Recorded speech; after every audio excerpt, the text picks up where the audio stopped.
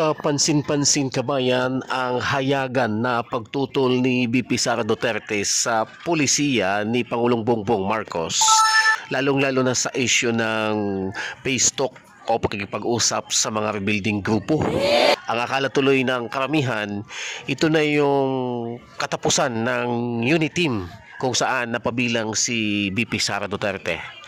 Pero tila hindi pa ito katapusan sapagkat itong kapatid ni Pangulong Bongbong Marcos na si Senadora Amy Marcos ay kumampi sa pangalawang Pangulo ayon sa Senadora na bakit pa makipag-face talk ang gobyerno sa makakaliwang grupo gayong hindi naman umano magbabago ang prinsipyo ng mga makakaliwang grupo kahit na may face talk pa na gagawin ng gobyerno.